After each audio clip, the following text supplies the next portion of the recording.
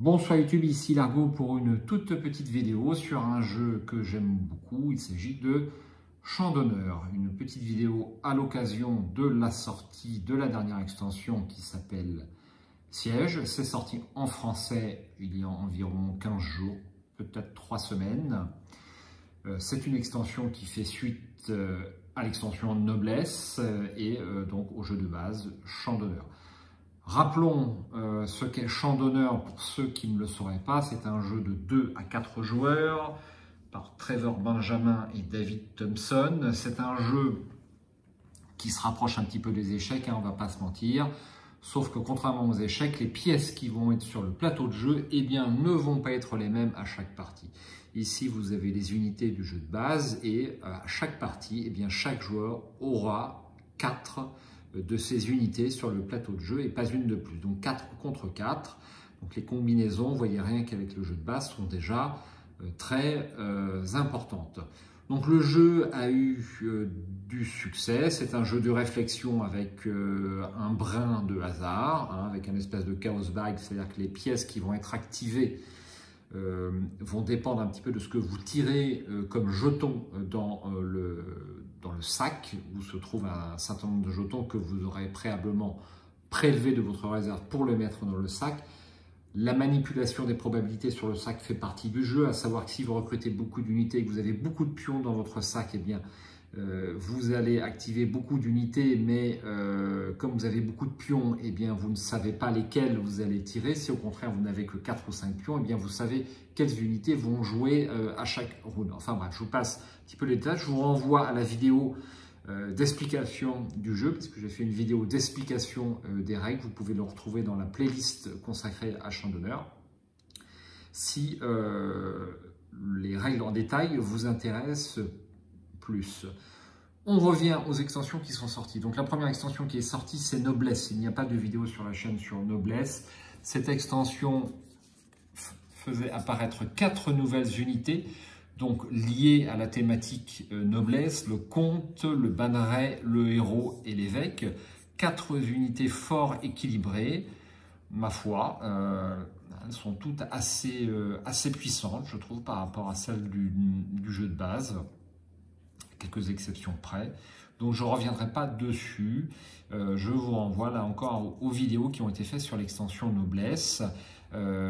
Cette extension apportait également ce qu'on appelle des décrets. Décrets, ce sont des cartes jokers utilisables une fois par joueur à l'aide du jeton Sceau Royal. Je vous renvoie à la vidéo d'explication pour savoir ce que c'est que le jeton Sceau Royal. Donc vous ne pouvez utiliser ces jokers, il n'y en a que 3 choisis au hasard pour chaque partie et à de rares exceptions près, à savoir que le comte peut parfois réutiliser, le comte c'est cette unité, peut parfois réutiliser ces décrets comme indiqué. Vous pouvez proclamer un décret, on va utiliser les termes exacts, le comte permet de proclamer un décret que vous avez déjà utilisé. Donc c'était déjà une fort belle extension qui est vraiment conseillée. Si vous aimez Champ d'honneur, vous devez acheter Noblesse. Vient de sortir l'extension Siège qui est ici et qui rajoute 4 nouvelles unités avec ses pions comme d'habitude et une nouvelle notion qui est les forteresses. Les fortifications même pour être exact. Donc il y a 7 pions fortifications dans le jeu et en début de partie, vous allez venir choisir au hasard l'une de ces cartes et en fonction de cette carte, vous allez placer sur le plateau de jeu 4 fortifications sur l'un des 4 points stratégiques donc pris au hasard. Donc il y a 6 cartes, voilà. Donc ça renouvelle considérablement déjà les parties, puisqu'en fonction du placement de ces extensions, de ces fortifications, pardon, la stratégie va être modifiée. Donc en quoi consistent ces fortifications? Lorsqu'une unité est dans un camp fortifié, avant de pouvoir retirer des jetons de cette unité, vous allez devoir retirer la fortification. Donc ça donne en quelque sorte un point de vie supplémentaire à une unité qui se trouve dans une fortification. Vous pouvez détruire une fortification même si elle n'appartient à personne, c'est-à-dire que par exemple sur cette carte, eh bien, les deux fortifications centrales au début vont être neutres, et puis la fortification qui est devant chaque camp va appartenir directement au début de partie au camp qui la possède. Donc ça remet un petit peu au goût du jour une unité qui s'appelle eh bien, le lancier, puisque le lancier directement va pouvoir lancer une attaque sur une fortification vide et se déplacer dès le début de partie de 2 cases pour détruire une fortification même qui n'est pas occupée dans le camp adverse. Donc cette unité-là est reboostée un petit peu grâce à ces fortifications. Bon, c'est un détail, mais je le précise.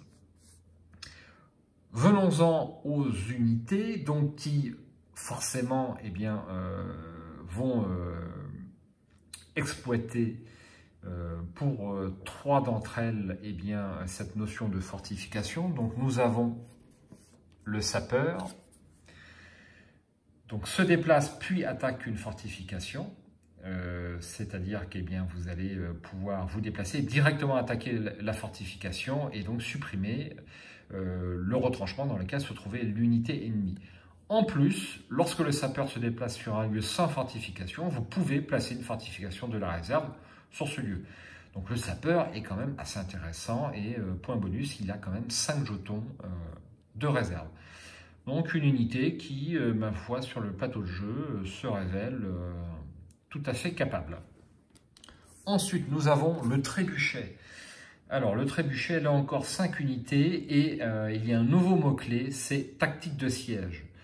Tactique de siège, ça signifie que pour utiliser sa tactique, l'unité doit avoir 2 jetons. Elle doit être renforcée. C'est un point important et dès que l'unité est renforcée, elle peut utiliser ce qu'on appelle une tactique de siège. Donc elle fait quoi? Elle attaque une unité à 2 ou 3 cases de distance en ligne droite, même à travers des cases occupées par des unités. Et le trébuchet, capacité passive, peut uniquement attaquer en utilisant sa tactique. Donc le trébuchet reste un petit peu en arrière et puis va menacer un petit peu les lignes adverses. Pour l'instant, c'est une unité que j'ai un petit peu de mal à maîtriser. Ça ne me paraît pas être la plus forte. Néanmoins, je suis sûr qu'on peut lui trouver des atouts. Donc son inconvénient, c'est qu'il faut 1. La poser, 2. La renforcer, 3. Recruter un autre pion. Et donc elle met un peu de temps, ce trébuchet, et c'est très thématique, met un peu de temps à se mettre en place. Ensuite, nous avons la tour de siège. Alors là, c'est encore une unité en 5 exemplaires et la tactique de siège. Donc il faut que cette unité soit renforcée pour utiliser sa tactique de siège. Elle attaque 2 fois. Donc ça peut être sympa, ça me fait beaucoup penser aux soldats. Et capacité passive, lorsque vous déployez la tour de siège, vous pouvez immédiatement la renforcer avec une pièce de la réserve. Bon, jusqu'à présent, je ne l'ai pas trouvée très forte, hein, cette unité. Bon, peut-être qu'en fin de partie, ça passe mieux. J'ai pas énormément joué avec siège, c'est sorti il y a 15 jours. J'ai quoi? Je dois avoir une trentaine de parties à mon actif, une dizaine physiquement et une vingtaine sur un site dont je vais parler tout à l'heure. Donc la tour de siège, pour moi la plus faible, mais vous pourrez donner votre avis dans les commentaires si vous voulez, si vous êtes un expert. Et enfin le chariot de guerre, alors ça c'est costaud, très costaud le chariot de guerre, tactique de siège. Déplacer une unité alliée adjacente, puis déplacer le chariot de guerre sur la case ainsi libérée. Donc le chariot de guerre va être traîné par les autres unités, hein, pour peu qu'il y en ait déjà 2, pour peu que le chariot de guerre soit déjà renforcé pour pouvoir utiliser sa tactique de siège. Et le point le plus important, c'est sa capacité passive. Lorsque une unité alliée adjacente est attaquée, vous pouvez retirer une pièce du chariot de guerre plutôt que de l'unité attaquée. Donc ça, c'est extrêmement puissant. Comboter avec le piquier, c'est super fort, même le berserk, enfin quasiment toutes les unités, c'est super fort. Donc pour peu que le chariot de guerre soit adjacent à l'une de vos unités, vous êtes très costaud sur le plateau de jeu. Donc il n'y a que 4 jetons, c'est un petit peu son point faible. Hein. Mais là encore, ce sont 4 unités très équilibrées qui ont été bien testées et franchement, c'est un plaisir de les utiliser. Donc vous avez également, comme d'habitude, un petit livret donc qui vous explique les nouvelles règles, quelques foires en question, voilà, qui, pour moi les règles sont très bien faites, donc j'ai pas eu besoin de m'y référer, c'est vous dire. Bon, il y a juste une petite précision avec le piquier, la capacité du piquier s'applique, même si on retire une unité du chariot de siège, c'est un point important. Et puis comme d'habitude, vous avez une bataille qui est décrite et puis qui va utiliser ces unités.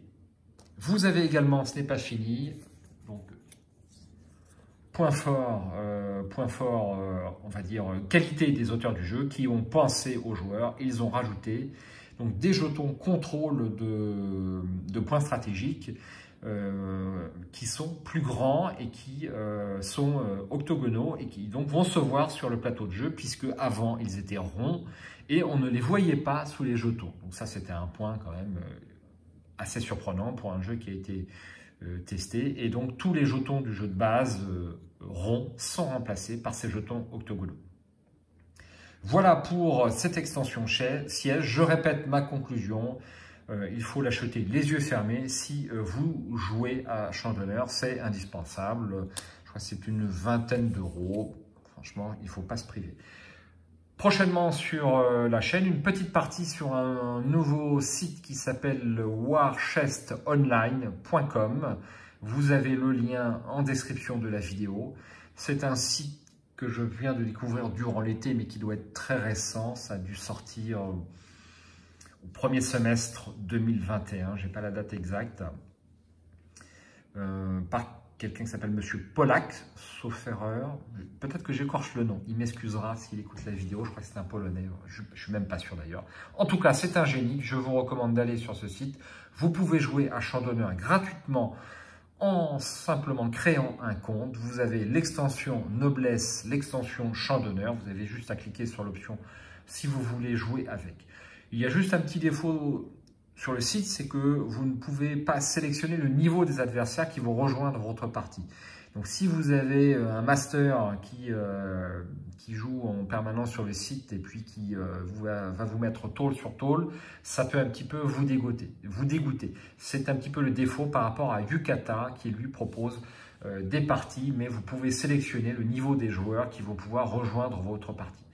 Je vous en dirai un petit peu plus sur la partie que je ferai en ligne sur Warchest Online. Alors je préfère vous prévenir, il y a sur ce site pas mal de joueurs fondus, qui en sont à 400, 300 parties sans problème. Et bon, c'est parfois difficile de s'y faire une petite place.